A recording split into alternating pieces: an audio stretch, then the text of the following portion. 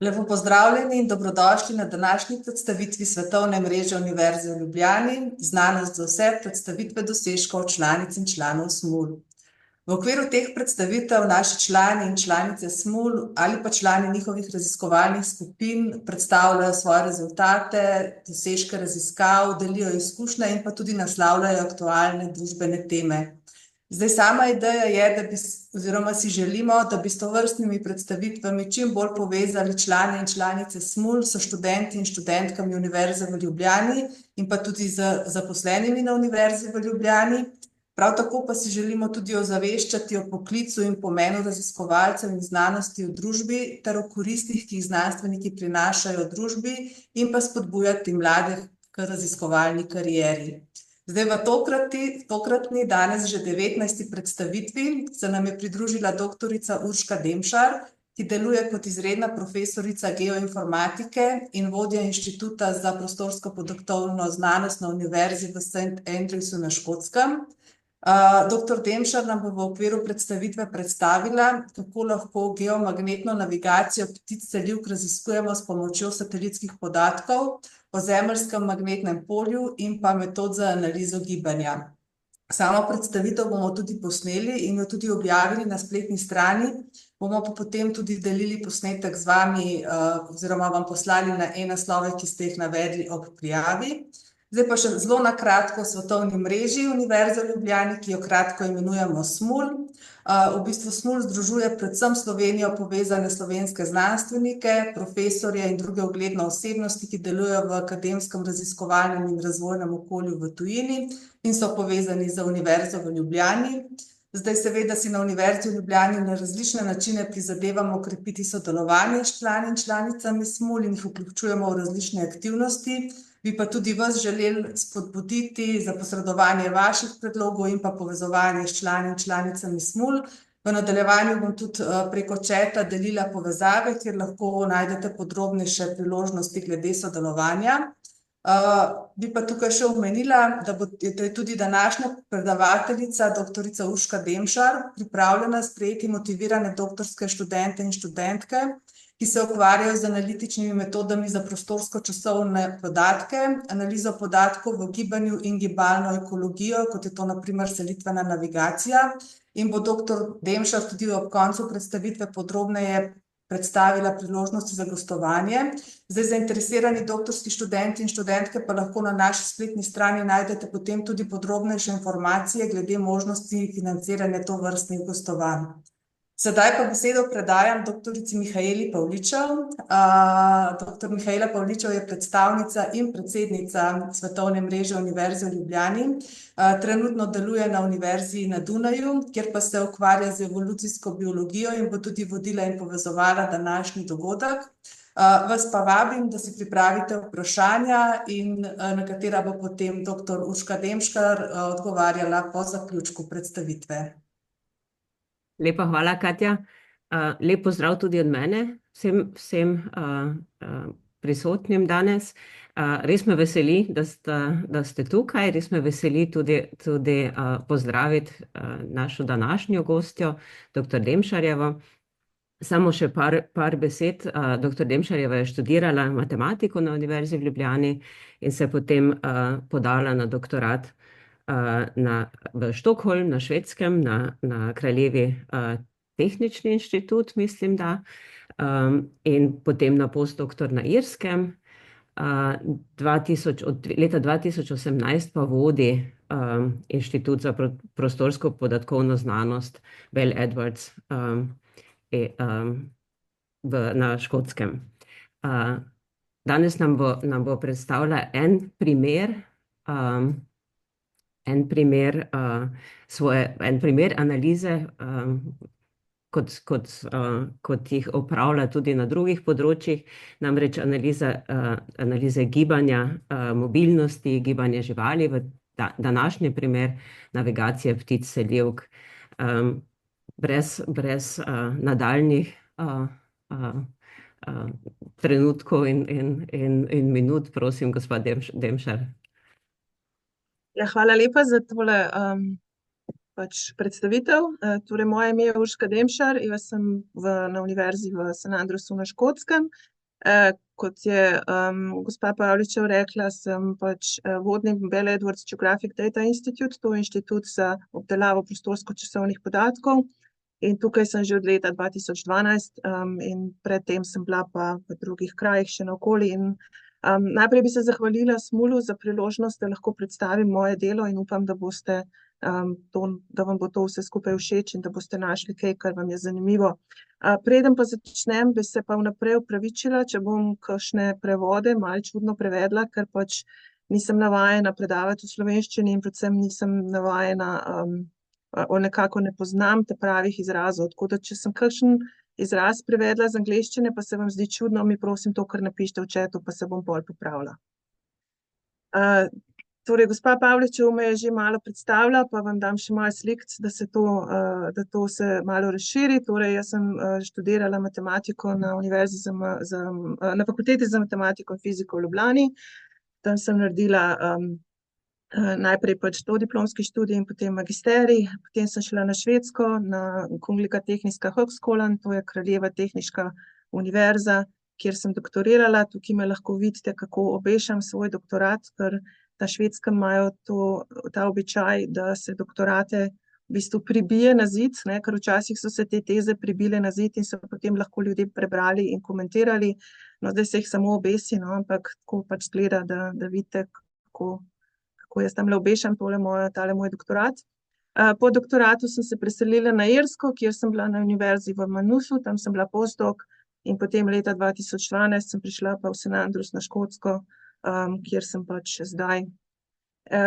Torej, moj background je matematika, doktorat je bil pa potem iz geoinformatike oziroma geografske informacijske znanosti in leta 2010 sem se začela ukvarjati z gibalno analizo in to je predvsem se začelo s tem, da sem bila povabljena za sodelovanje v Cost Action Move. Ne vem, če poznate te akcije COST, to so evropske mreže, kjer lahko raziskovalci na nekem področju se zberejo in raziskujejo neko temo, ampak to v bistvu podpora ni za raziskovanje, podpora je bolj za mreženje, zato da se organizirajo networki, zato da se organizirajo razni eventi. In Move je bila precej nenavadna akcija, zaradi tega, ker ni imela samo ene teme oziroma da bi imela samo raziskovalce z enega področja, ampak je pripeljala skupaj ljudi, ki so zbirali gibalne podatke, recimo ekologe ali pa arhitekte ali pa prometne analitike in tako naprej. S temi zbiralci podatkov so bili pa poleg tega potem še ljudje, ki se pa ukvarjajo z metodami oziroma z razvijanjem metod za te podatke, se pravi računalničarji pa geoinformatiki in tako naprej. Tako da takrat sem jaz se začela ukvarjati s to gibalno analizo in s tem še zdaj se naprej ukvarjam in vsa zadeva je prerasla samo to akcijo, ampak kar precej veliko področje bi rekla. Torej, ena stvar, recimo, ki smo jo naredili, je bila to, da smo primerjali, kako se gibanje analizira za živali, kako se analizira za ljudi, kako se analizira za transport, kako se analizira za promet. In smo ugotovili, da je vse skupaj precej podobno, da imamo iste principe, da imamo iste koncepte in iz tega je potem nekako prišla ta ideja, da imamo integrated science of movement oziroma integrirano znanost gibanja. Tako da jaz še zmeraj na tem delujem, probam povezati različne discipline, ki se ukvarjajo z gibanjem, preko tega, da matematično je vse skupaj zelo, zelo podobno in da se uporabljajo iste ali pa zelo podobne metode, pri tem pa, da ljudje ne vedo za drugega, da se to uporablja. No, poleg tega me pa še osebno zanima to, kako lahko potem matematika, računalništvo, podatkovna znanost rešuje, kako bi rekla, take težke probleme. Se pravi, recimo v gibalni ekologiji je velik problem migracije živali, oziroma ne problem, ampak ne vemo točno, kako te živali migrirajo, kako uspejo najti svojo pot. In ta projekt, ki ga bom danes predstavila, se osredotoča na to. Ne vem, če ste kdaj razmišljali o tem, kako živali migrirajo. Tukaj se bom predvsem omejila na ptice, ker največ migracijskih živali so ravno ptice. In tukaj vam bom pokazala zdaj eno animacijo pravih podatkov. Se pravi, jaz sodelujem z ekologi za Max Planck Institute for Animal Behavior, ki imajo MoveBank portal. MoveBank je portal na internetu, kamor lahko ekologi pač uploadajo prave podatke od vseh teh živali, ki jim sledijo, ali pa recimo potem te podatki se potem stalno, kako se reče, updateajo, se pravi, na žival date pač sledilnik, potem se te podatki skozi downloadajo na ta portal preko satelitov. Tako da zdaj vam bom pokazala 1 leto migracijskih podatkov in zdaj vidite tukaj gor, zdaj je to konec decembra, zato imamo tle gor sneg na severu in zdaj boste videli, to se bo čez leto, kaj se bo zgodilo. Se pravi, zdaj imamo večino teh ptičev, večinoma so ptiči na tej vizualizaciji. Večinoma so zdaj v Afriki dol in zdaj je tle februar in zdaj se začnejo seliti gor proti severu, se boste videli, tle sta v bistvu 2 avtocesti, bi lahko temu rekla, preko Afrike in Evrope, ena čez Gibraltar, druga čez Grčijo in čez Balkan in potem grejo še naprej gor iz Evrope, gor v Sibirijo. In potem pač v Sibiriji oziroma na teh severnih višinah, kar tudi v Ameriki je podobno, ne, tam gnezdijo in enkrat avgusta boste zdaj videli, gredo pa nazaj, ne. Se pravi, enkrat zdaj se bo vse obrnilo in vidite, da grejo pač te iz Evrope, grejo dol nazaj v Afriko in tele iz Sibirije bodo šli zdaj dol v Evropo. In kar je fascinantno pri tem vsem skupaj je, da v bistvu grejo direkt, glejte zdaj iz Indije bodo šli direkt čez morje, zdaj glejte jih. Poglejte, direktno grejo. Kako so to zmožni, kako so zmožni to narediti, ne? Temu se reče prava navigacija, se pravi, najti pot do oddaljenega cilja samo z uporabo lokalnih informacij, ker ko en ptič recimo hoče leteti, ne vem, iz Indije dol v Afriko ali pa tukaj iz Sibirije dol v Nemčijo, ne? Ptiči nimajo GPS-a, ne morejo tako, kot mi reči na Google Maps, najte mi, kam moram iti, ne? Oni se v bistvu nekako to zaznajo in se nekako orientirajo in potem v bistvu naredijo ravno črto in grejo točno tja, kamor morajo iti, ne. Temu se reče prava navigacija in tega nihče čisto dobro ne razume, kako je to sploh možno, ne.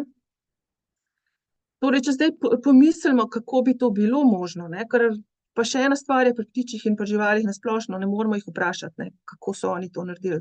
To je ena velika en velik problem pač v vsej tej ekologiji. Ni tako, kot recimo, ko sledimo ljudem, ki imamo zdaj vsi telefone, pa če ne veste, kaj se dogaja, ko gremo s telefonom naokoli, me vedno lahko vprašate. Pač ptičev se ne da tega vprašati, ne. Ampak če pomislimo, kaj bi v bistvu mogli vedeti oziroma kako bi to teoretično bilo možno, ne, potem sta 2 stvari, ki se morata zgoditi. Najprej mora ptič vedeti, kje je, temu se reče geografsko pozicioniranje, potem mora pa vedeti, v katero smer naj gre, oziroma odločiti se mora iti, v katero smer naj gre in potem se drži pač to smer in pride tja, kamor mora iti, ne. In to sta dve vrsti navigacije, temu, da vemo, kje smo, se reče navigacija s tako imenovano karto, temu, da se pa gre v določeno smer, se pa reče navigacija s kompasom. Zdaj, karto imam tukaj v tehle rekovajih, zaradi tega, ker pač ne obstaja noben dokaz, da karta res obstaja, to so nekako vse samo teorije, medtem ko to, da navigacijo s kompasom imajo, to pa precej dobro raziskovano in pač dobimo tudi dosledne rezultate. Karta je tudi raziskovana, ampak dobimo protislovne rezultate, recimo od enih ptičev nekaj, pa potem od drugih ptičev nekaj drugega, ali pa celo od drugih ptičev iste vrste nekaj drugega, tako da to je vse predvsem precej hipotetično, medtem ko kompas je pa precej dobro znan. No, in kakšne informacije lahko za to uporabljajo? Za karto bi lahko uporabljali orientacijske znake, zdaj to je moj prevod, visual landmarks, se opravičujem, če to narobe. Lahko bi vohali, kam grejo, se pravi olfaktorne razmere, ali pa da bi uporabljali geomagnetno polje. Za kompas uporabijo položaj sonca, položaj zvezd, polarizirano svetlobo, to je v bistvu svetloba sonca, svetloba, ki jim omogoča, da določijo, kje je sonce, če sonca ne vidijo, kadar je oblačno, ne. To so recimo isto metodo, mislim, da so uporabljali vikingi, ker pač ta polarizacija, predvsem ob sončnem vzhodu in zahodu, točno pač pove, kje je zahod pa kje je vzhod. Ali pa da uporabljajo geomagnetno polje. No, in v našem raziskovanju, v našem projektu se specifično ukvarjamo z geomagnetnim poljem, se pravi z geomagnetno navigacijo. In najprej bi se morda vprašali, kako se tradicionalno to raziskuje. In to so ekologi začeli raziskovati že tako 1950-1960, tako da to ni nova zadeva. No, in od takrat imajo pač eksperimente v laboratoriju. To pomeni, da imajo ptiče vzgojijo v neki kletki in te kletki ali spremenijo magnetno polje, umetno dajo pač umetno magnetno polje ali kakorkoli in potem ptič pač živi v tej kletki in potem, ko hoče migrirati, ga spustijo in pogledajo, v katero smer je odletel.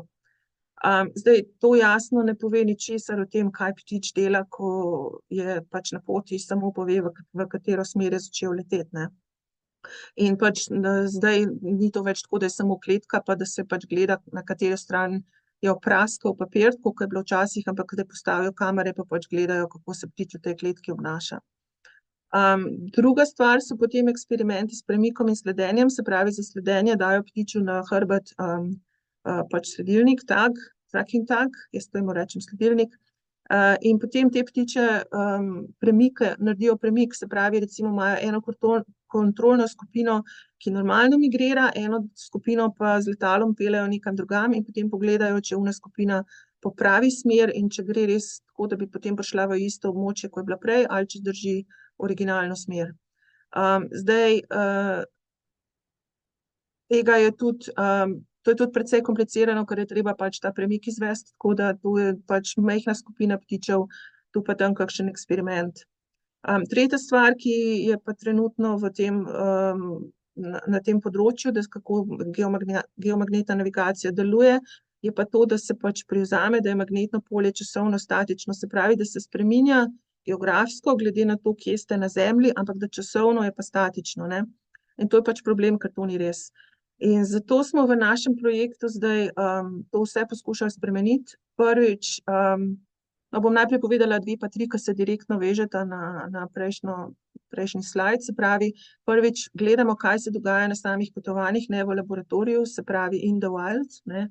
Druga stvar je pa, da geomagnetno polje pač gledamo tako, da se spreminja v prostoru in času in zdaj morda pač se tega ne zavedate, ker morda nikoli niste razmišljali o tem, kako geomagnetno polje sploh izgleda, ampak imamo zelo dobro vizualizacijo tega, kako se to polje spreminja, zaradi tega, ker geomagnetno polje v bistvu povzroča auroro oziroma severni sij, tako da če ste kdaj bili kje na severnih višinah ali pa morda tudi v Sloveniji, kdaj pa kdaj viden, potem ste morda to pač videli, kako to izgleda, ne. Tukaj imam en video, tako na hitro, da vidite. V bistvu geomagnetno polje je tule predstavljeno s temi silnicami, s temi črtami v aurori, navpičnimi črtami v aurori, ker to so črte, po katerih se delci sončnega vetra premikajo v atmosfero in pač, ko zadenejo pline v atmosferi, potem ti plini zažarijo. Tukaj vam pa tudi pokažem en magnetometer oziroma izpis magnetometra, ko vidite, da tukaj je na 3 oseh, in tudi vidite, da se to skozi spreminja, ne, tako da to v našem projektu pač tudi to naredimo, da se to magnetno polje skozi spreminja, to je naš privzetek. Kar je pa še posebej novega, je pa to, da imamo tukaj data-driven approach, to je nekaj, česar nisem znala prevesti, ampak v bistvu pomeni to, da namesto, da bi začeli s hipotezo, kot se to tradicionalno naredi v znanosti, se pravi, naredi se hipotezo, potem se nabere podatke, potem se analizira podatke in se ali potrdi hipotezo ali se pa ovrže. Mi pa začnemo to zdaj z druge strani, se pravi, začnemo s podatki, ki se stalno nabirajo, sledilni podatki od ptičev, to bom povedala potem malo kasneje. In temu sledilnim podatkom dodamo okoljske podatke, ki se tudi stalno nabirajo, se pravi, da vsi ti podatki se nabirajo ne zato, ker bi mi hoteli študirati geomagnetno navigacijo, ampak zato, ker je pač zanimivo slediti ptičem, pa ker je zanimivo meriti magnetno polje. In to mi vse skupaj damo in ti podatki so vsi odprti, zdaj pač to v zadnjih letih je ta trend, da se vsi taki podatki odpirajo, se pravi, so dostopni po internetu. Se pravi, mi te podatke damo skupaj in potem analiziramo, kaj je v teh podatkih in s tem dobimo potem v drugem koraku hipotezo in ta potem da neko verjetno razlago, kaj se najbrž dogaja, ne. Se pravi, temu se reče data-driven approach, da ne začnemo s hipotezo in pol nabiramo podatke, ampak začnemo s podatki, jih analiziramo in dobimo potem hipotezo in razlago. Morda malo ponovitve o zemeljskem magnetnem polju, ker ne vem, če imam kakšne fizike tukaj med poslušalci. Če imam, upam, da bom vse prav povedala. Če pa ne, me pa popravite, prosim. Torej, Zemlja je magnet, to morda veste, in sicer ima dva pola magnet, je pač tako kot ena palčka, s tem, da imamo severni magnetni pol na južni strani in južni magnetni pol na severni strani. Zdaj, a vi to vidite, če jaz tukaj spremenim v laser pointer? A se to vidi? A mi lahko kdo pove, če se Ja, vidi? dobro se Ja, vidi. vidi se, ja. Okej. Torej, južni magnetni pol je na severu, na geografskem severu, in severni magnetni pol je na geografskem jugu. In to polje večinoma nastane zaradi zemeljskega jedra, ki se vrti, in pač potem silnice od polja grejo potem tukaj iz severnega pola ven, iz Zemlje in okoli in potem nazaj noter v Zemljo, ne? In isto na tej strani.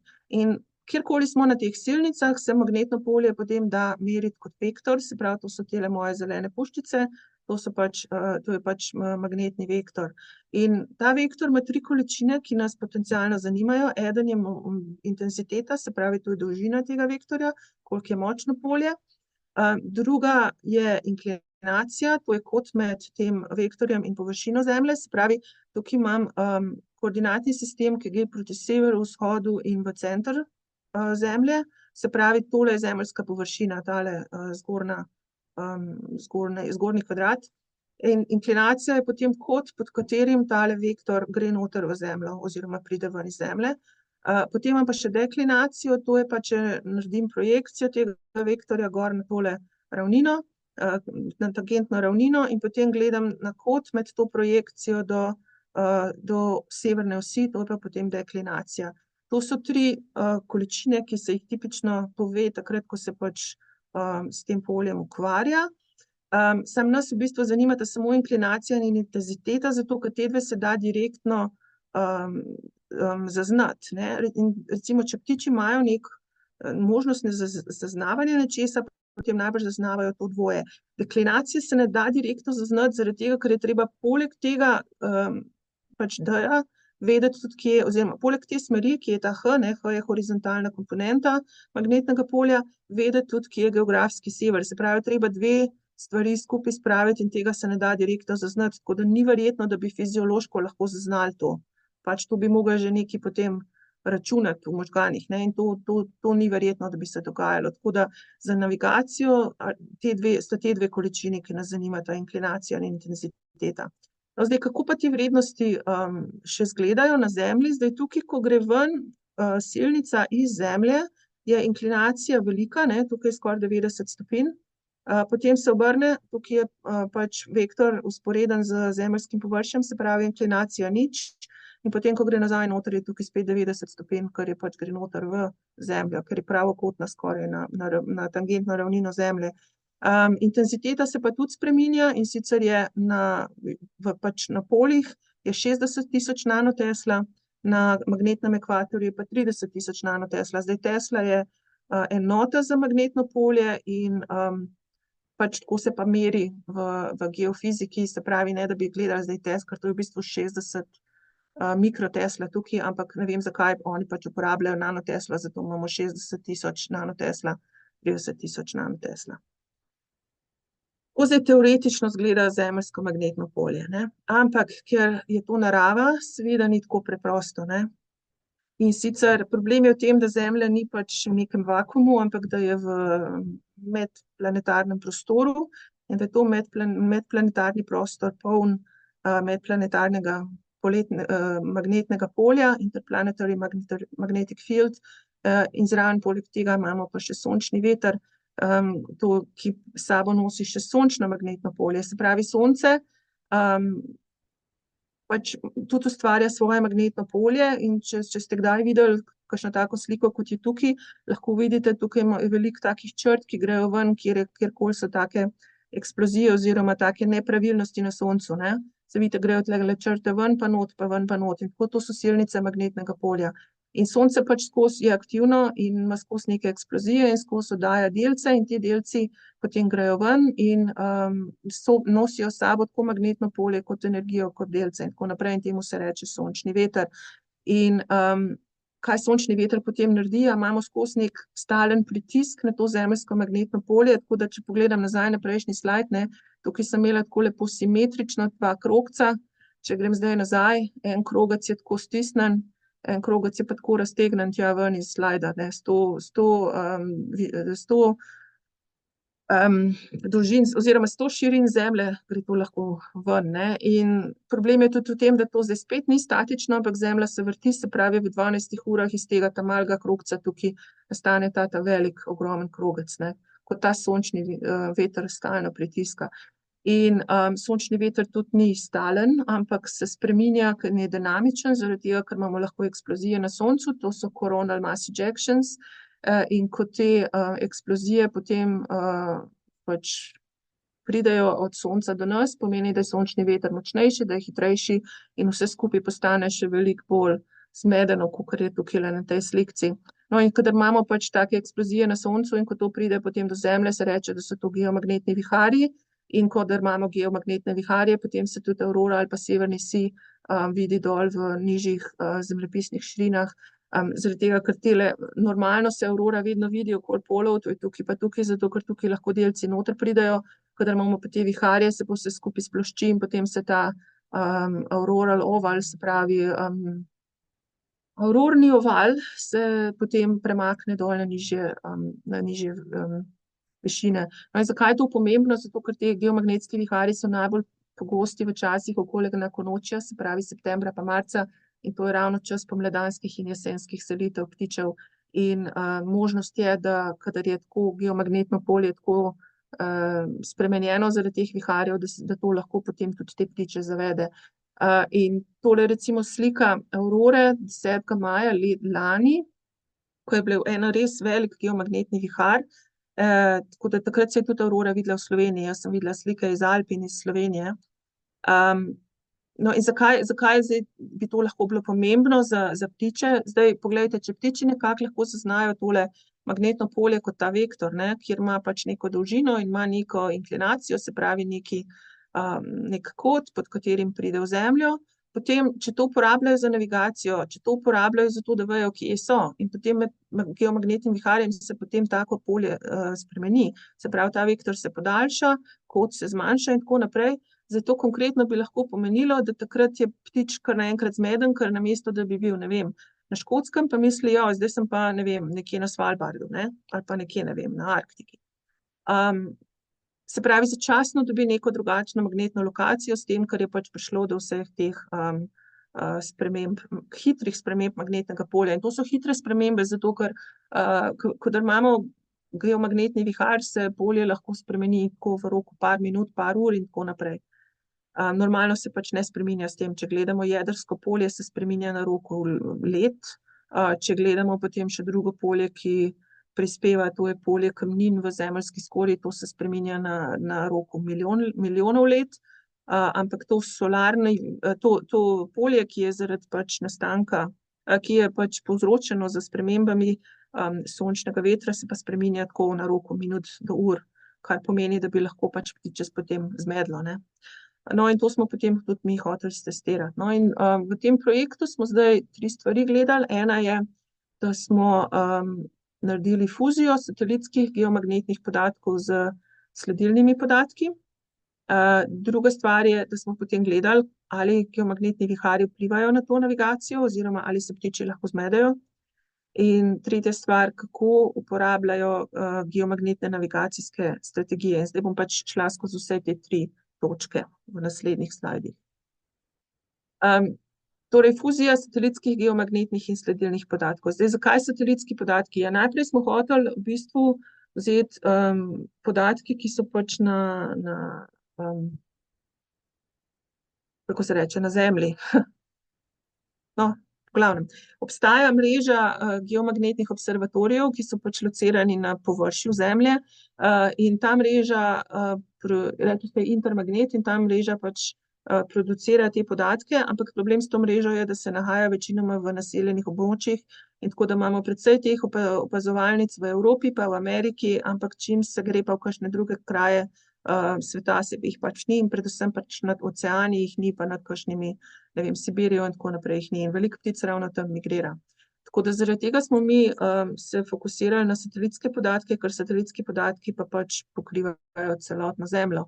In vzeli smo satelite od Evropske vesoljske agencije, to so Swarm sateliti, 3 so. Takole izgledajo, 2 gresta skupaj naenkrat v orbito, tale ta tretji pa gre potem pravokotno na njiju, zaradi tega, da dobijo podatke na čim boljši razporeditvi teh satelitov. Ampak to ni tako preprosto spet, ne? To nič ni preprosto. Zaradi tega, ker ti podatki niso običajne satelitske slike. Zdaj, če imate vi en satelit, ki opazuje Zemljo, ponavadi ta satelit slika Zemljo. Se pravi, imate eno sliko, zdaj v kateremkoli delu spektra že, ali je to vidna svetloba, ali je to infrardeča svetloba, ali karkoli, vi boste videli, kaj je na Zemlji in boste lahko tisto sliko direktno dali tja, kjer je dol na Zemlji pač locirana, kjer jo je satelit pač slikal. Zdaj, Swarm sateliti pa niso taki. Swarm sateliti pa merijo magnetno polje tam, kjer so. Se pravi, merijo magnetno polje v točkovnih in merijo samo na točkah, kjer so, ne. Se pravi, vse, kar dobimo, je meritev polja 400 do 500 kilometrov nad površjem Zemlje. Se pravi, če to tlele na tej vizualizaciji prikažem, imam te orbite, ne, tukaj imam orbite, ko grejo sateliti naokoli in pač vsakič, ko naredi, ko zmeri to polje, imam eno točko, v kateri je satelit zmeril polje. Se pravi, tukaj vam prikažem intenziteto, ki gre od 15.000 nanotesla do 55.000 nanotesla in vidite, tle nad polje je 55.000, tukaj dol je 15.000, to je južnoatlantska anomalija, kjer ne bi smela biti 15.000, ampak je. To morate kakšnega geofizika vprašati, zakaj, jaz ne vem, zakaj. No, ampak če to pol pogledam, kako izgleda na karti, potem izgleda tudi takole, ne, in če pogledam spet v 3 dimenzijah, jaz imam pa trajektorijo ptičev nekje pač ne preveč daleč od Zemlje, ne. Zdaj, če je to 400 kilometrov, ptiči pa letijo, ne vem, maksimalno 1-2 kilometra višine, ne. Kako zdaj potem te veritve, ki jih imam tukaj gor na tej višini, spravim dol na površje Zemlje oziroma na višino ptičev, ne. To je pač prvi problem.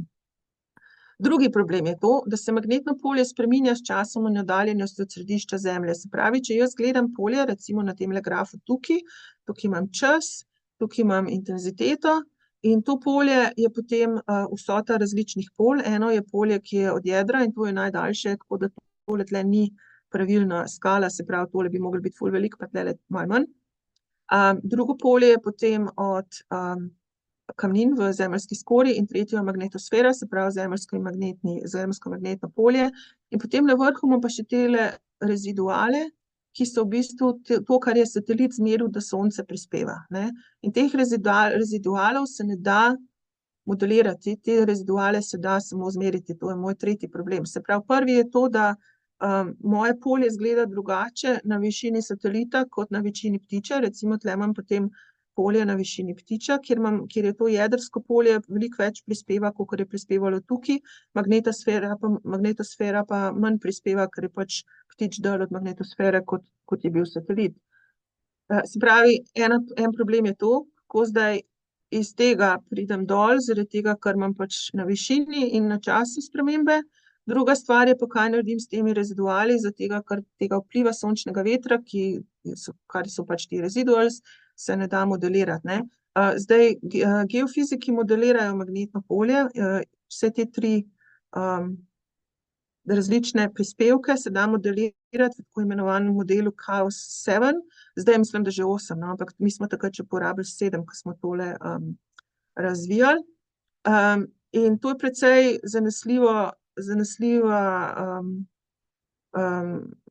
zanesljiv model, ki vam pove, kako se polje spreminja, in to se uporablja recimo za vse možne stvari, od tega, da imate to v vaših mobilnih telefonih, do ne vem česa vsega. No, in ta Chaos 7 se pač tudi uporablja tako satelitske podatke kot podatke s površja. No, in kar smo mi potem naredili, je, da smo pač te vrednosti teh rezidualov spustili iz nivoja satelita dol na nivo ptiča, tako da smo najprej izračunali, kaj so ti reziduali tukaj, tako da smo odšteli ta model na višini satelita in potem smo izračunali oziroma vzeli ta model na višini ptiča in potem smo te reziduale od tukaj nalepili na ta model na nižji višini zaradi tega, da smo dobili, kakšno je polje res na tej višini ptiča. No, in ti reziduali pač rešijo te dva problema. Prvi problem s tem, da imamo točke, pa rešimo s tem, da naredimo interpolacijo v prostoru in času, in sicer, kaj to pomeni, za vsako GPS točko, se pravi, če imam jaz zdaj ptiča, ki mu sledim, dobim GPS točke, to je trajektorija z GPS točk, za vsako GPS točko najprej najdem svoje satelite v prostorski okolici, in sicer ta okolica je krog, ki je večji okoli ekvatorja, kakor na severu pa na jugu, zaradi tega, ker so pač orbite take, da so tukaj orbite bolj narazen, kot so tukaj, ne. Se pravi, da dobimo enako število satelitov, moramo imeti tukaj manjše kroge, proti severu pa proti jugu. Ko te satelite potem najdemo, potem vsakega utežimo v prostorsko-časovnem jedru, mislim, da kernel je jedro po slovensko, in kar pomeni, da izračunamo, koliko je daleč v prostoru, koliko je daleč v času, in potem iz tega dobimo neko distanco skupno in potem s to distanco inverzno utežimo, tako da pač točke, ki so bližje našemu GPS točki, so bolj pomembne kot one, ko so stran. In tako naredimo v bistvu za vsako točko na naši trajektoriji, pogledamo gor, najdemo vse te satelitske pač meritve z vseh satelitov, ki so v tej okolici, in jih utežimo, in utežimo reziduale od vseh teh točk in potem izračunamo pač, interpoliramo rezidual in potem te rezidual pač dodamo modelu na višini ptiča. In s tem dobimo zelo precizno polje, tako da mislim, da je bilo 21,3 nanotesla je bila napaka. Tako da to je zelo precizno nam uspelo narediti. No, in rezultat je nekaj takega, se pravi, orodje se imenuje MacGeo in jo lahko pogledate tukaj na tem GitHubu, lahko ga tudi downloadate in uporabljate, to je vse pač odprto. Kar dobimo, so potem trajektorije, ki so označene s točnimi vrednostmi magnetnega polja, se pravi, dobimo cel seznam teh vrednosti, in kar je tukaj pomembno, je to, da to niso statične karte, se pravi, to ni zdaj karta, kakšna je bila intenziteta ob enem določenem času, to je karta, recimo ta intenziteta, ne, to je karta, kakšno je ta ptič resno zaznal med tem, ko je šel med Sibirijo in Nemčijo, ne. Pa tukaj imam potem za istega ptiča še pač te druge tri, deklinacija, inklinacija, horizontalna intenziteta. In s tem, ko smo zdaj to dobili, možnost, da sledilne podatke označimo z geografskimi podatki, zdaj pa lahko uporabljamo te skupne podatke za to, da analiziramo različne stvari o migraciji. No, in prva stvar, ki smo gledali, je to, ali geomagnetni viharji res vplivajo na te ptice selivke ali ne. In tukaj smo imeli Greater White-fronted geese, zdaj nisem našla slovenskega prevoda za tole, najbližji, kar sem našla, je beločela gos, tako da če imamo kakšne ekologe, mi prosim povejte, če je to prav. Imeli smo 22 teh gosi, ki so bile spremljane v jesenski migraciji 2017, to je od avgusta do novembra, in takrat grejo pač nazaj, ne, začnejo tukaj gor v Sibiriji in potem grejo nazaj. In ravno v tem času, ko so šle nazaj, je bil močan geomagnetski vihar, KP je bil 8, se pravi, KP je lestvica, s katero se označuje jakost geomagnetnega viharja, in sicer je logaritmična lestvica, ki gre od 0 do 9, in 8 je pač, se pojavi morda enkrat na 5-6 let, ali pa dvakrat na ciklus sončne aktivnosti. Sončna aktivnost ima ciklus 11 let, ne.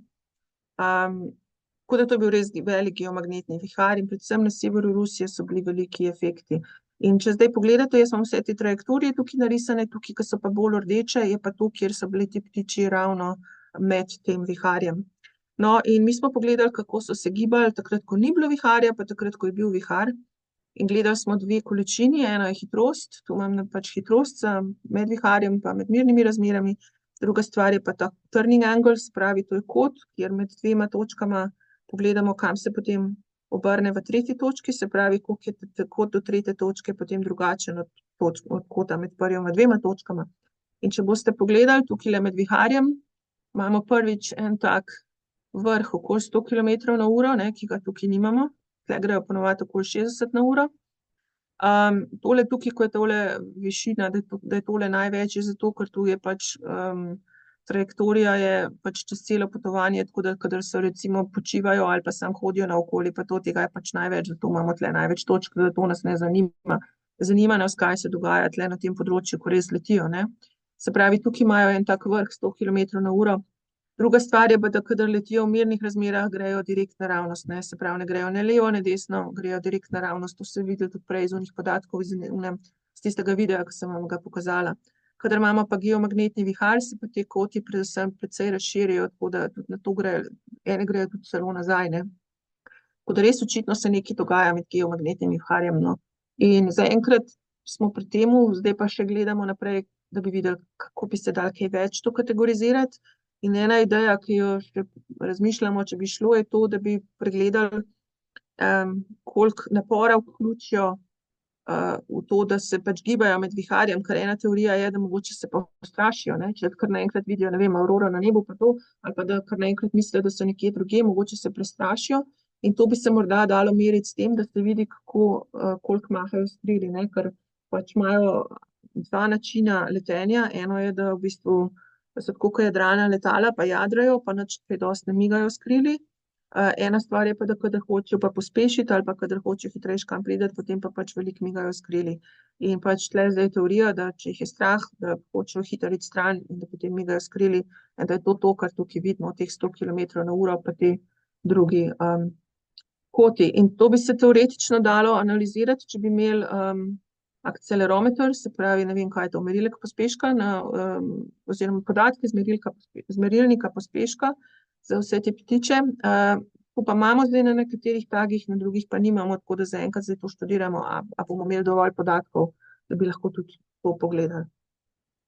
No, druga stvar, ki smo jo pa gledali, je pa kako ptice uporabljajo geomagnetno polje, se pravi, kakšne strategije imajo, ne.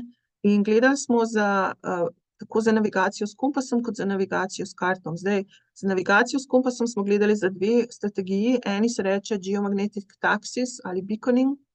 In to spet nisem našla slovenskega izraza, ampak v bistvu samo pomeni to, da ptica najde, kje je največja vrednost polja in leti proti največji vrednosti polja.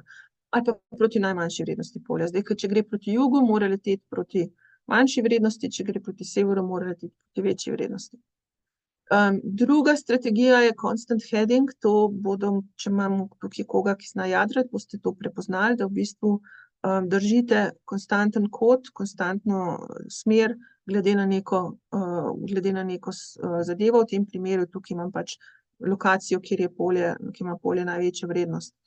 Tretja varianta je, da imamo bigradient map navigation, to pomeni, da bi imeli kognitivno karto, se pravi v glavi, kakor jo imamo ljudje oziroma tako, kakor ljudje uporabljamo vzhod, zahod, sever, jug, kot dve osi, bi lahko ptice imele potem dve magnetni osi, morda eno inklinacijo, drugo intenziteto. Tretja varianta je pa, da bi imele oboje, se pravi, da bi najprej določile, kje so, glede na to karto, in potem bi pač vzele eno od teh kompas strategij, da bi potem določile smer. No, in mi smo potem razvili matematične reprezentacije teh 4 strategij in smo jih potem evaluirali. In sicer smo uporabljali agent-based models, to spet ne vem, kaj v slovenščini, modeli z agenti ali agentni modeli morda. In v ekologiji se največkrat uporabljajo naključni sprehodi, se pravi random walk. In ta, ki smo ga mi naredili, je bil biased correlated, se pravi bias je bil iz geomagnetnega polja, se pravi, to nam je povedalo, s kakšno verjetnostjo bo ptica šla v neko smer, glede na geomagnetno polje. Correlated pa pomeni to, da imamo med dvema zaporednima korakoma korelacijo hitrosti in smeri gibanja, zato ker pač živali se ne gibljajo naključno, ne, ampak v bistvu imajo, če grejo nekaj časa počasi, ne morejo pol iti takoj super hitro, ali pa smeri, če grejo naravnost, predvsem v migraciji grejo naravnost, tako kot ste prej videli, ne bo kar naenkrat šla čist, ne vem, 180 stopinj v drugo smer. In pač imeli smo naše gosi in kot agente in na vsakem koraku je ta gost, ta agent, potem gledala ali na intenziteto polja, ali na inklinacijo, ali pa na horizontalno intenziteto, zato da se je odločila, kam bi šla, v katero smer, pa koliko daleč.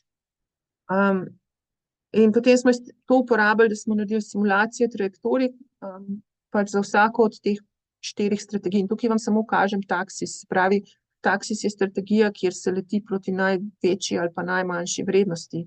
Se pravi, in kako smo to potem naredili reprezentacijo matematično, je tako, da smo pač za vsako točko na trajektoriji, če tole tukaj je originalna trajektorija te ptice, za vsako točko v trajektoriji smo zgradili tako površino, ko je bila točka zaznana, se pravi, najprej smo zgradili to površino z geomagnetnimi podatki iz MACGEA in potem smo zračunali verjetnost gibanja, se pravi, v tem primeru, če je tukaj največje polje, je pač od tukaj potem največja možnost, kjerkoli na to površino, tukaj, ko so bolj rdeče vrednosti, zaradi tega, ker pač leti proti temu polju, ne.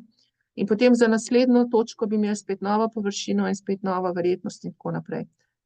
In naključni sprehodi, če tega biasa noter ne damo, ne, to je naš bias, to je naš magnetni bias. Če tega biasa ne damo noter, potem grejo te naključni sprehodi, se začnejo tukaj in grejo kamorkoli, ne. Se pravi, tele črne črte tukaj so vsi sprehodi, ki so se začeli tukaj in so šli vse razne možne stvari. Ta prava trajektorija, to, kar je ptica naredila, je pa tukaj z rdečim označena.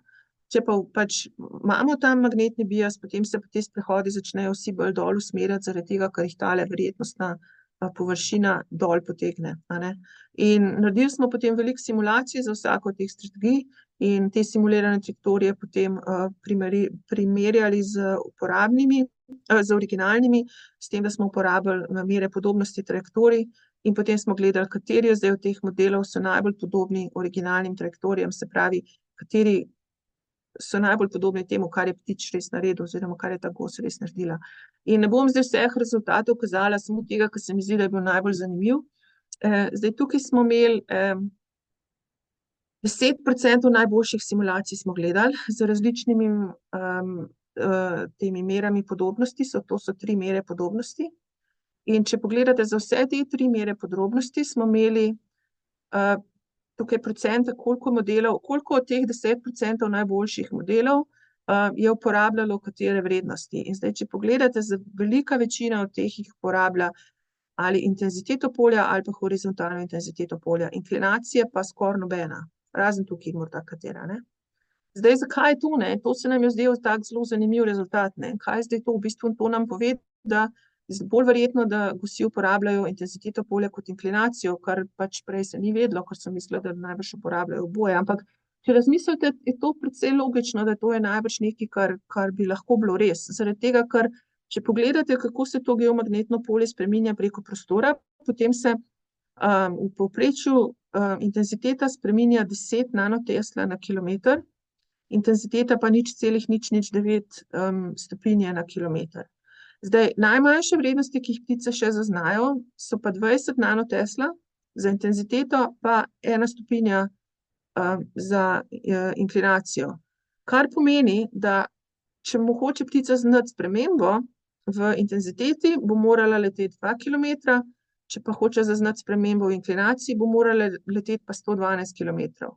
In če premislite, je najbrž res bolj verjetno, da tale 2 kilometra sta bolj realna, ne, da koliko daleč bo mogla leteti, da bo zaznala, da zdaj se je nekaj spremenilo, zdaj moram pa pač popraviti mojo smer, zaradi tega, ker se je to spremenilo, ne. Zdaj, če bi šlo to za 112 kilometrov, to je precej neverjetno, da bi toliko daleč letela, ne.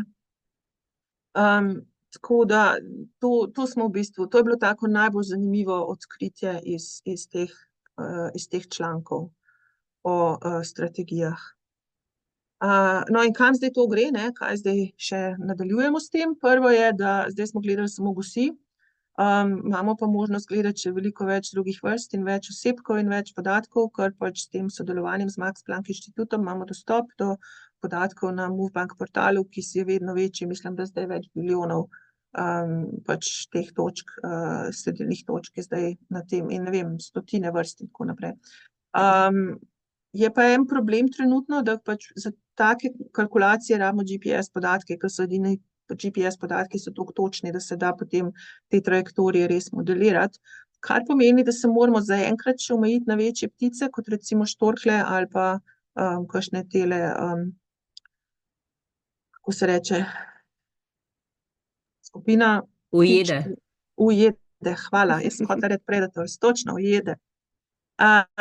Oziroma gremo nekje do kosa lahko, ker če pogledate za število ptic, ki obstaja, pa koliko so težke, ne, potem jih je velika večina ptic, od katerih je velika večina selivk, so te ptice, ki so precej majhne, ne, in GPS, najmanjši GPS, ki se ga še da dobiti, je nekje na velikosti kosa, tako imamo recimo tukaj kosa, ki ima na hrbtu Ikarus tag, se pravi Ikarus je ta sledilnik, ki so ga razvili na Max Plancku. Manjših se ne da narediti zaradi tega, ker mora imeti anteno, ker mora imeti sončno celico, ker mora imeti pač računalniško opremo, mora imeti pač disk, na katerega zapisuje podatke in tako naprej. Tako da zaenkrat smo s tem omejeni, ne, da bi v bistvu lahko samo večje ptiče, kakor je kos, študirali v smislu migracije. Ampak zdaj največ ptičev, ki migrirajo, so pa ptice selivke, te so pa manjše, ne, recimo lastovke. Tako da njih se pa pač ne da se jim slediti. Zaradi tega, ker problem je v tem, da ne morete vi ptiču dati na hrbet tega sledilnika, če je pretežek zanj, ne. Zdaj, če pomislite, če greste vi na Šmarno goro, pa če nesete nahrbtnik, ki ima 2 kile, potem se boste normalno obnašali in boste šli gor in dol in vam to ne bo problem. Če boste imeli pa nahrbtnik, ki ima pa 15 kil, pa ne boste gor prišli tako hitro, kot če imate nahrbtnik z 2 kiloma, ne. Se pravi, če pretežek ta tak za ptiče, ne, to je isto tako, kot če bi one imele nahrbtnik, potem se pač njihovo obnašanje spreminja in to potem ni pač dobro za njih in tega se ne sme narediti, ne. Tako da nekje omejeno je s tem, da mora biti, tak mora imeti manj kot 3% teže ptiča, mora biti, toliko mora pač, ne sme biti težji od tega, ne. In te najmanjši tagi, ki zdaj obstajajo, te so približno velikosti, tako kot, ne vem, noht na prstu pri vas, te približno so za kose, za kaj manjšega se pa ne da, ne. So sicer drugi načini, kako se da takih manjšim ptičem slediti, pa še drugim manjšim živalim slediti, recimo eno je Light Level Geolocator, kar pomeni, da imamo en tak, to so pač manjši tagi, tukaj imamo enega takega hodurnika s takim tagom. Te zdaj nimajo antene, se pravi, tukaj je treba ptiča pač mu dati sledilnik, ga pustiti, da gre, naslednje leto, ko pride nazaj, ga ujeti, vzeti dol tag, downloadati podatke. To je en problem. Drug problem je, da tukaj pač GPS ne more na to iti, ker je prevelik, baterija je prevelika predvsem. S tako malo baterijo, edino, kar se da narediti, je to, da se da ta Light Level Geolocator tag gor, kar pomeni, da ta tag določi lokacijo glede na dolžino dneva, pa na to, kdaj je poldne, ne, ker koliko je dan dolg, vam da zemljepisno širino, kdaj pa poldne, vam pa da zemljepisno dolžino. Zdaj, problem je to, da to ne deluje približno 2 tedna na vsako stran enakonočja, zato ker takrat so vse zemljepisne dolžine iste, ker imamo vsi povsod isto dolg dan. Ampak to okoli enakonočja je pa ravno takrat, ko se vse ptice selijo, tako da se dobiti podatke, ne da se s tem migracije študirati, ne. Tu bi bilo treba kaj drugega razviti. Druga stvar, ki se lahko naredi, je radiotelemetrija, to pomeni, da damo na ptiča ali pa tudi na manjše živali, recimo insekte, da damo nanotag, ki je v bistvu radio antena, ki skozi pač oddaja neki signal in ta signal se potem lahko sprejme na antene, ki so postavljene kjerkoli, tako da se vidi, če takrat ptič mimo gre ali ne. Zdaj, problem s tem je, da ne moremo dobiti toliko detaljnih podatkov o tem, kje se ptiči premikajo ali pa insekti, ampak samo vemo, da so takrat tam, kjer so bile pa te antene. Tako da to tudi bi bilo treba kaj drugega razviti. Tretji problem je pa v tem, da imamo pač okolja, kjer GPS sploh ne deluje, to je recimo pod morjem, v vodi, ne, GPS pač ne dela, če ni na zraku. Se pravi, imamo pa spet veliko migracijskih živali, recimo imamo želve, imamo tjulnje, imamo delfine, imamo kite, ki se selijo, imamo tudi ribe, ki se selijo.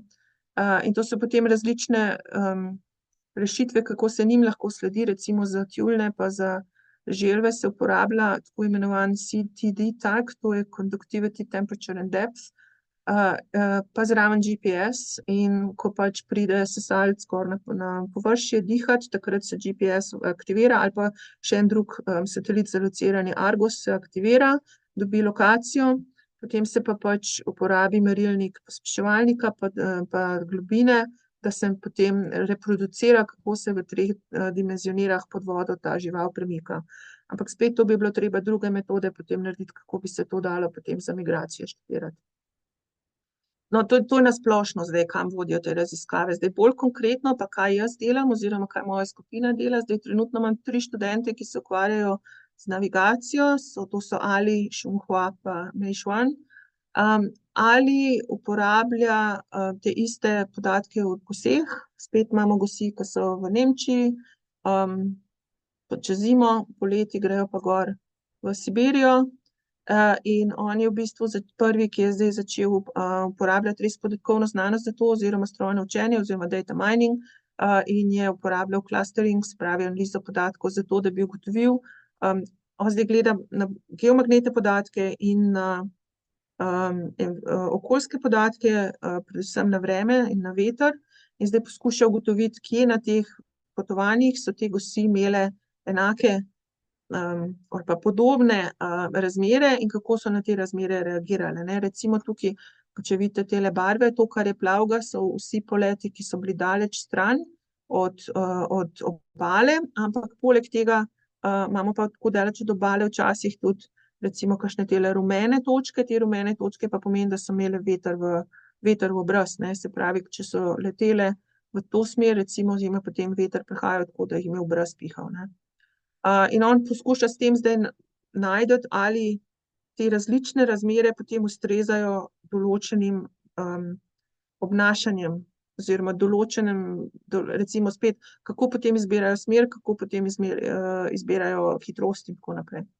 Zdaj Xunghua je šele začel, tako da kaj dosti vam ne morem povedati o tem, ampak on bo pa gledal na multimodalno navigacijo, se pravi ne samo geomagnetsko, ampak na vse možne te informacije, kar jih lahko imajo, se pravi veter, vreme, kje so hribi, kje so razni drugi landmarki, se pravi, ja, kje so kakšne take stvari, ki jih vidijo, da lahko se glede na to orientirajo, gledal bo na nebesne, sonce, zvezde in tako naprej, pa gledal tudi magnetno polje, pa tudi, če morda celo infrazvok, zato ker infrazvok naj bi bil tudi ena teorija, da naj bi pač ptiči to uporabljali, ampak bomo videli, če bomo dobili kakšne podatke o tem, pa še na atmosferske pline, ker pač, če ne vem, vohajo, kako zaznavajo te pline, in sicer bo on uporabil strojno učenje, tako imenovano inverse reinforcement learning, to je pač metoda, ki v bistvu je metoda za prostorsko optimizacijo, kjer se pač agenti naučijo, kako se uporablja to okolje, zato da se nekam pride, ampak potem to nas zanima, kaj so se naučili, oziroma kako te različni tipi informacij tem vplivajo na to, kar pride ven, ne. Potem imam pa še Mei Xuan pa gleda na olfaktorno navigacijo morskih ptic, tako da ideja je spet podobna, imamo različne satelitske podatke, tukaj so zdaj drugačni, ne geomagnetni, ampak imamo pač optične podatke, pa temperaturo z morja, in iz tega se da potem z strojnim učenjem izračunati, kakšna je vrednost plina DMS, to je dimetilsulfid.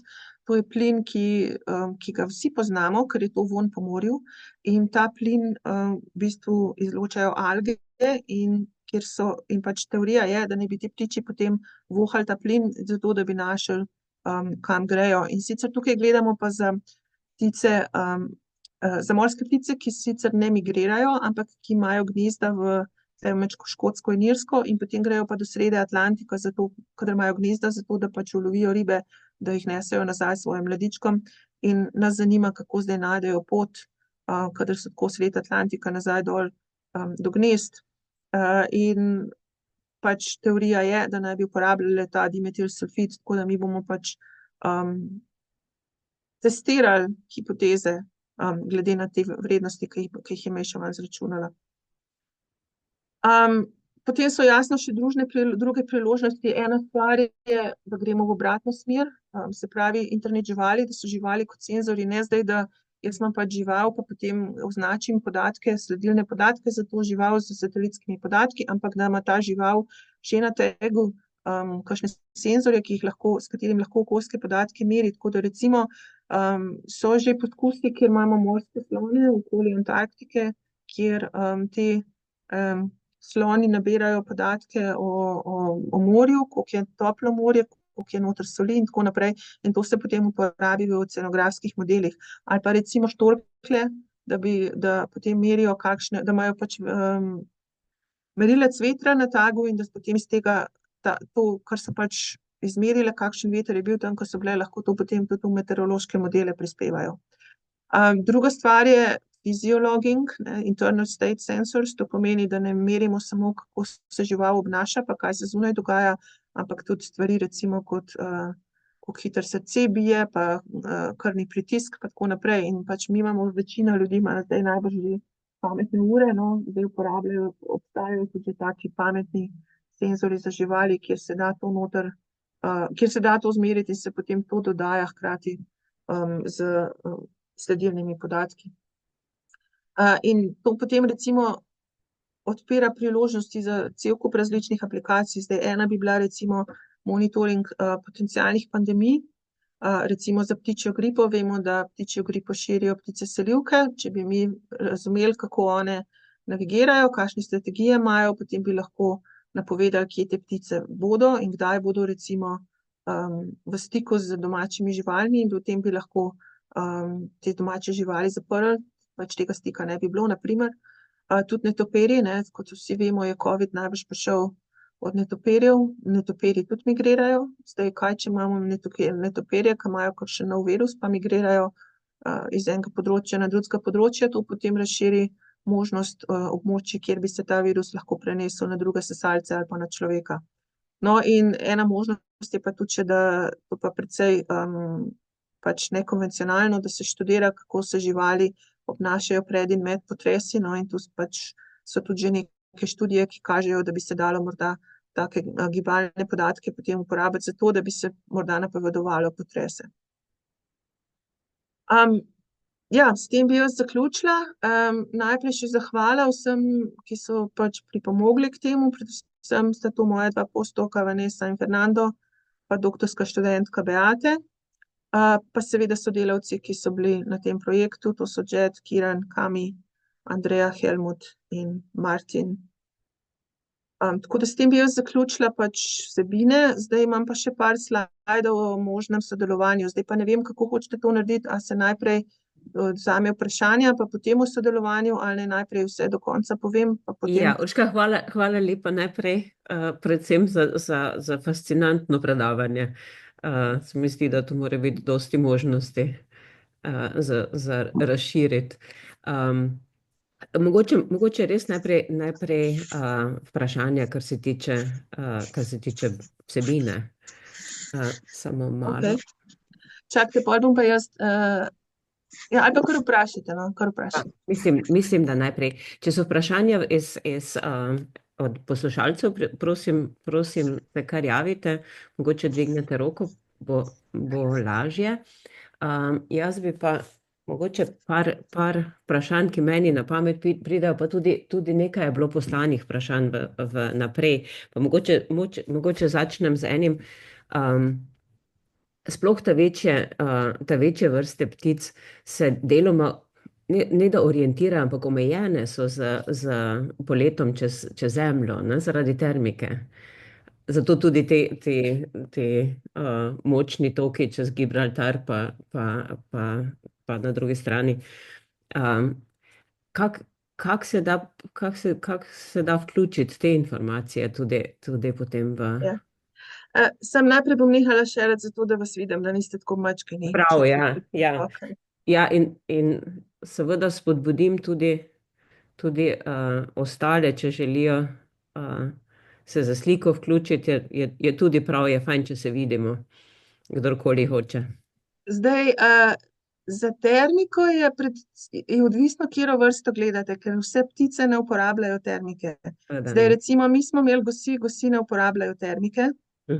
Štorkljajo pa uporabljajo in to smo recimo, to nismo takoj s štorkljami začeli, ker postane takoj precej komplicirano, ker če pogledate trajektorijo od štorklja, v bistvu gre tako v črti, pa gre pa v krogih, pa gre v črti, pa gre v krogih, pa gre v črti, pa gre v krogih. Zakaj to? Zaradi tega, ker v bistvu štorklja leti od, zdaj kaj je to v slovenščini?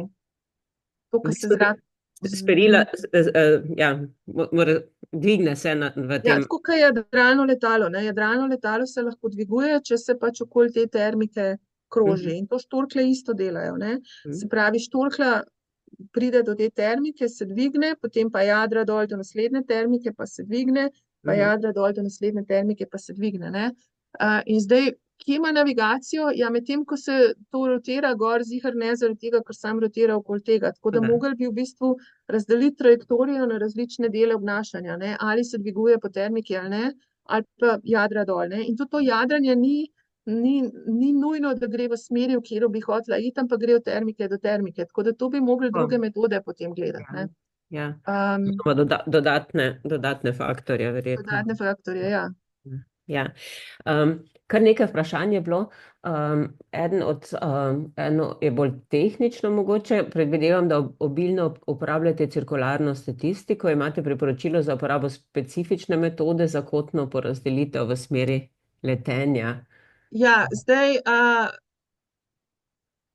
mislim, mi smo pač uporabljali samo normalno cirkularno statistiko in to v okolju R, ne vem, ali se reče R ali R v slovenščini.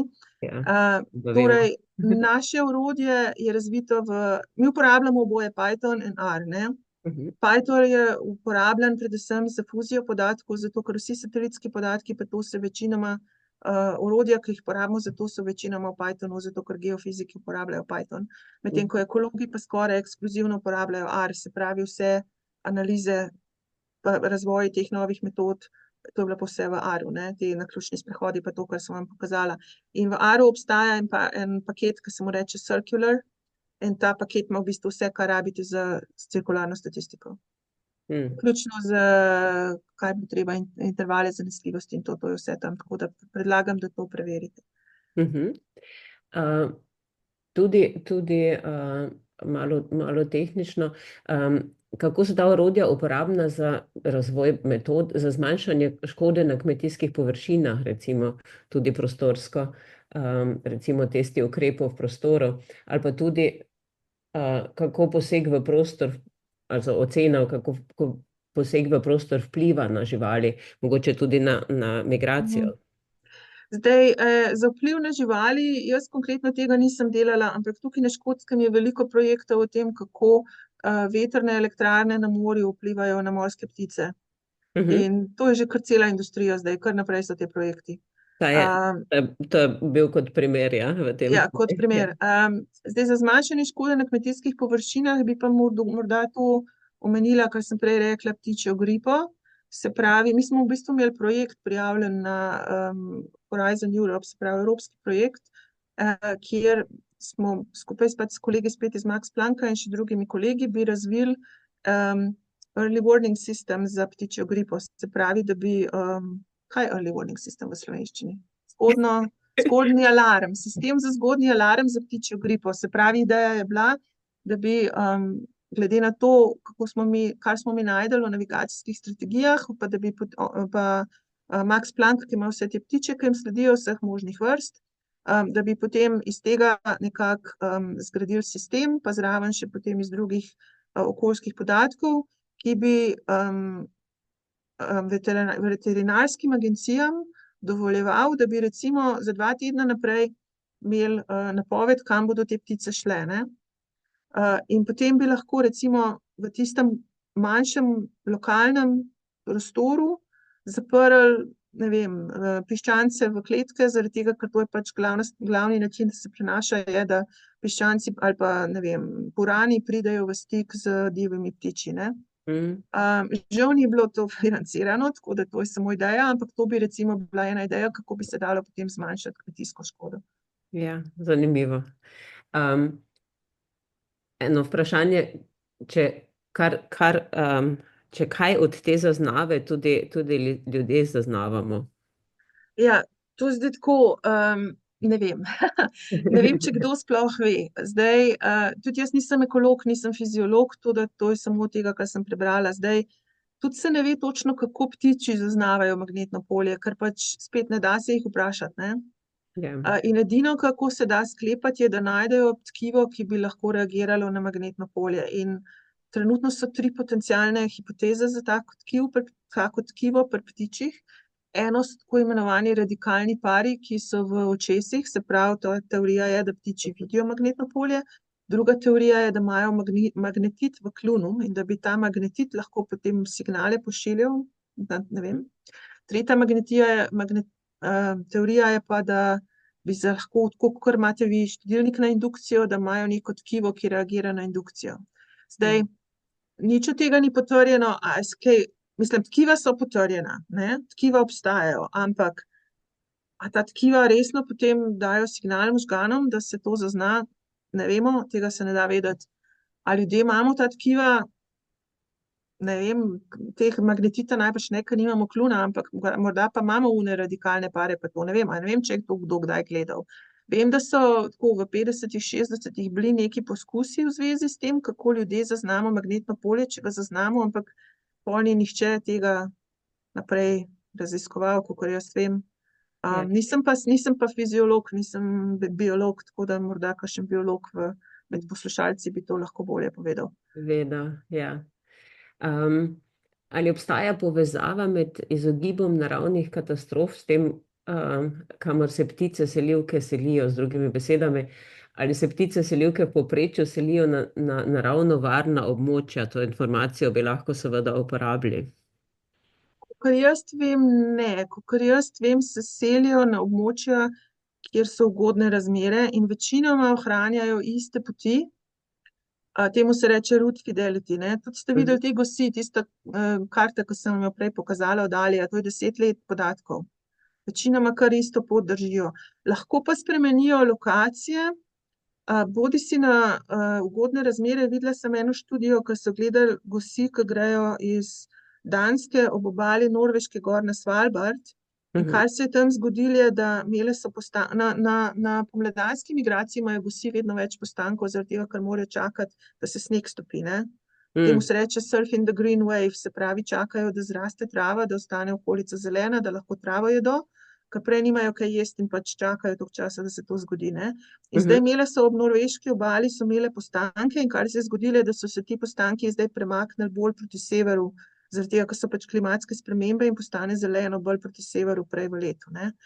Drugi primer, za katerega vem spet gosi, da so se spremenile, so pa spet te moje gosi, naše grejo iz Nemčije v Siberijo, obstaja pa še ena populacija, ki gre pa iz Madžarske v Siberijo, ampak gre okoli Vinka, se pravi okoli Urala, ne.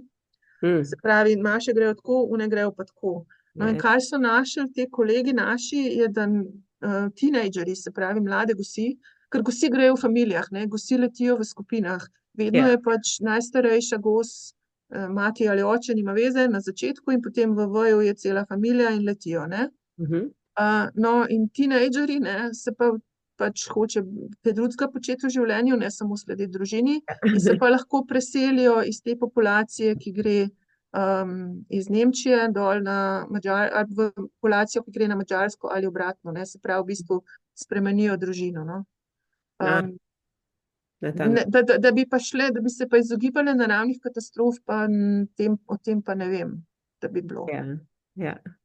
Ampak spet, nisem ekolog, morda je pa možno. Zdaj bi pa jaz vas vprašala še čisto nekaj osebnega, z osebne poti. Namreč, če ni nobenih vprašanj dodatnih, jaz mislim, da nič ne vidim od poslušalcev. Jaz bi imela še eno vprašanje. To bi bilo še eno vprašanje, super. Odlično. Evo, tako da me vidite. Tako, lepo. Jaz pa študiram fiziko, tako da me malo bolj ta stran zanima. In v bistvu bi vprašala tam, ko ste pokazala vašo simulacijo, in potem, če je tisti bias, pa če ni biasa. In v bistvu tudi tam, ko je že bias prisoten, je vseeno precej velik raztros teh Ja. A to je problem v vašem modelu, ali to nakazuje, da mogoče ptice še kaj drugega uporabljajo za navigacijo? Ja. Zelo verjetno še kaj drugega. In en velik faktor je veter, ne. Ker Mhm. vetra sicer ne uporabljajo za navigacijo, ampak čakajo recimo, da dobijo dober veter, ne. Že to recimo čakajo, ampak potem, ko grejo, recimo to, celotna selitev traja, ne vem, 3-4 dni, ne, in lahko imajo od začetka dober veter, pol imajo pa slab veter, pa jih potem to čisto obrne ali pa jih, ne vem, morajo pač v drugo smer leteti, ker pač ne morejo v veter, ker je premočno in tako naprej. Tako da zelo verjetno je kaj drugega. Zaradi tega pač ne dobimo vsega. Ok, hvala, super. Fino. Ja, Še jaz bi imela eno vprašanje, če lahko. Ne vem, ja, kako se prosim, vidimo. seveda. Nataša, živijo. Urška, lepo, da te najprej poznava. pozdravim. Ja. Je lepo videti, da matematik dela na področju biologije, tako da izjemno Ja, hvala. predavanje, hvala. Veš kaj, lepo si omenila, da so praktično ptiči skupinske živali, pa me zanima, ko sledite modelom, a se meri samo eno osebek ali se več osebkov v jati, ker je dinamika jati vsekakor drugačna, glede na, mislim, da so mešani po spolu, ne, ampak nekatere ptice se selijo kot ena družina, druge se pa selijo vse skupaj, ne, številčno so zelo različne. Kako to upoštevate v modelu? Zdaj, pri goseh se selijo skupine družin, ne, se pravi, jih je veliko, ne samo ena družina, ampak ko mi to imamo v modelu, imamo samo eno ptico v vsaki taki skupini, zaradi tega, da nimamo tega, da bi se dve prekrivale, ker pol bi pač to nam pokvarilo rezultate. Zdaj, niso pa vse ptice take, ne, recimo pri štorklah štorklje se selijo, če se jaz prav spomnim, individualno, s tem, da se starši odselijo prej kot otroci. Se pravi, ko pridejo, ne vem, na Prekmurje, pa imajo otroke, potem otroci odrastejo, potem pa starši najprej odletijo, otroci odletijo pa 2 tedna kasneje, ne. Te ptice pevke, kar največ selivk je ptic pevk, se večinoma selijo individualno, sploh ne letijo v skupinah, pa ponoči, ne.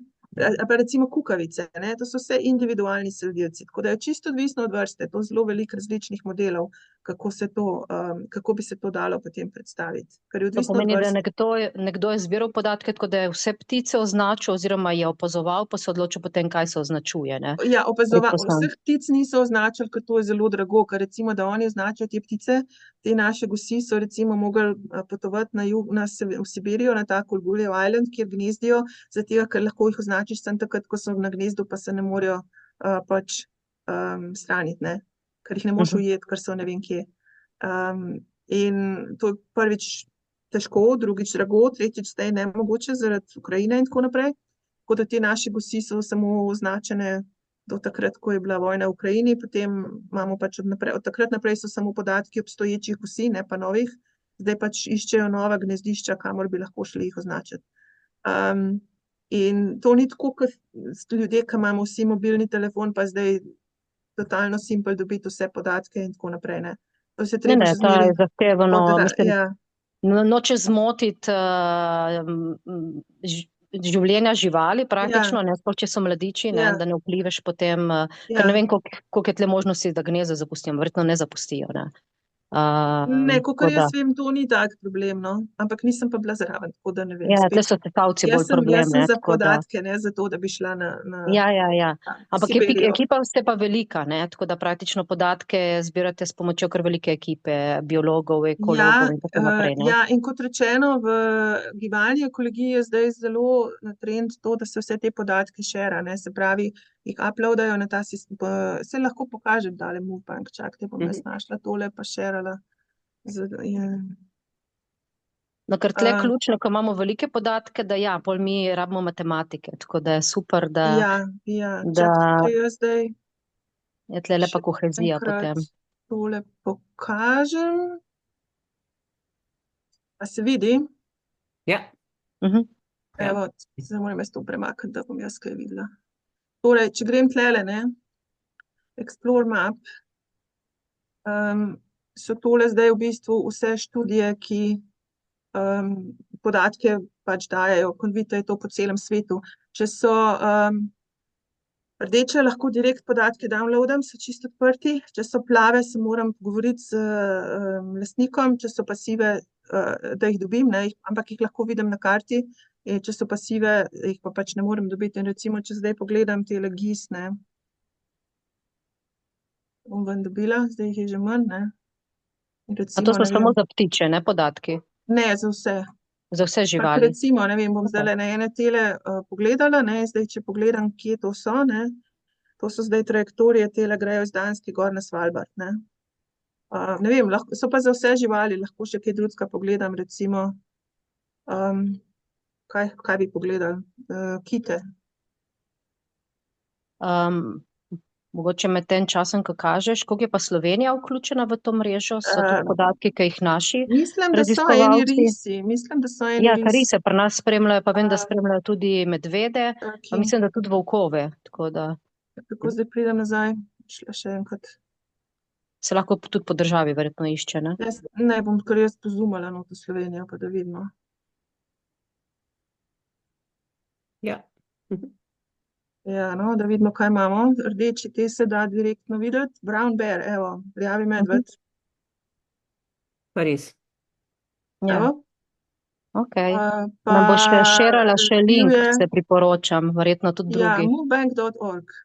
Ok, Drugih pa ne morem videti, ker so vsi samo sivi, ampak ker če so sivi, ne bo pokazal, ne. Sive je treba pač se pogovarjati pol z lastnikom. Evo, Golden Eagles, pravi orli. In če pogledamo, kdo je lastnik, se moram logirati, sorry. No, sej lahko pogledate, ne bom se zdaj logirala. Se pravi, potem no, tam super. kličete na lastnika, pa se mu pošle message, pa se vidi, kaj je bilo. Ja, tako da Slovenija ima neki, ampak tukaj, ne, Ok. drugega pa ni. Je pa tule No. recimo več, ne, kaj je to? Šeldak, kaj so to neke race? Kaj so pa te šle? Ne vem, očitno Super, letijo Urška. nekam gor in tako Hvala. naprej, no. Bom Dobro, prepustila vneham še še, komu ne. drugemu možnost za vprašanje, tako da lepo te je Dobro. bilo videti. Tako da, Ja, enako. Bom zdajle dala v chat tale link, če je v redu. Fino, super. ja, Hvala prosim. ti, ja. Hvala. Sredenje, dio. Adijo. Ja, tudi v chatu so še informacije od Smula od prej, za vse zainteresirane. Nazaj k vprašanju. Htela sem samo vprašati po vseh izkušnjah, po različnih mestih študija, po celi karierni poti, če bi zdaj htela dati nasvet svojemu mlademu jazu,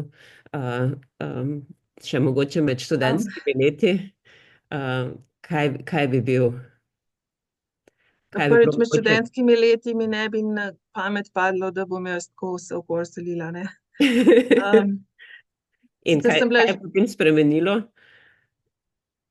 to je zdaj malo, kaj bi spremenila. Zdaj, Ne, kaj je spremenilo pot, kaj je spremenilo no, že predstavo? takrat sem bila interesirana predvsem za mednarodno delovanje, ampak bila sem članica BEST-a, se to je bila Nataša tudi, zato jo poznam, če je še tukaj.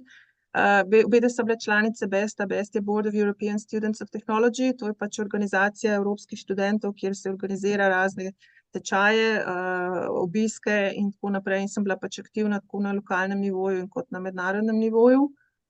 In preko tega sem začela potem razmišljati o tem, da morda bi šla pa kam ven študirati, in potem sem se začela prijavljati. In vem, da sem se takrat prijavila na Dansko, pa na Švedsko, pa na Nemčijo, no, in potem sem dobila to na Švedskem. In potem se je vsa zadeva začela. In tudi, ko sem prišla na Švedsko, je bilo tam zelo mednarodno okolje in to meni ustreza delati v mednarodnem okolju, ne. Tako da niso bili samo Švedi, da je bila velika večina pač tujcev. In se mi zdi tudi tukaj v St. Andrewsu in na Irskem je bilo pač to je bila ena od največjih stvari, ki so me najbolj privlačile pri temu, da ni samo pač, da so različni ljudje, da so različne narodnosti, da so različne izkušnje, in se mi zdi, da s tem potem veliko pridobiš in spremeniš čist pogled na svet. Kaj bi si takrat naredila? Jaz sem v bistvu v Ljubljani, vem, kaj bi naredila, no. Ko sem pač študirala matematiko, takrat je bil to še diplomirani inženir, to je bilo 5 let, ne. Potem sem pa začela magisterij iz matematike, pa namen je bil, da bi šla na doktorat, ampak potem sem pač samo magisterij vzela in sem nehala, ker ta matematika je postala čisto teoretična, dokazi, izreki in tako naprej, in jaz nisem za to. Mene je pač zanimalo to, da bi matematiko za druge stvari uporabljala, kot pač zdaj delam, ne. Zato sem tudi prišla pol do geoinformatike, ampak takrat morda ne bi tistega magisterija vpisala, ampak bi kar direktno šla ven pa poskušala že prej, par let prej, to začeti. To mislim, da bi naredila. Ampak je pač bilo, kar je bilo. Pa takrat tudi ni bilo toliko možnosti, ker to je že kar nekaj let nazaj.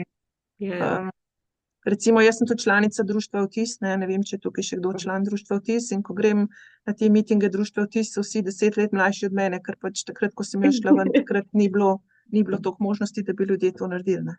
Jaz se vedno tolažim, da vsaka stranska pot, na vsaki se kaj naučiš. Ja, to je tudi res. Dokončam še naprej s temi možnostmi za sodelovanje? Tako, zdaj pa k možnostim za sodelovanje. Čakajte, samo da spet šeram.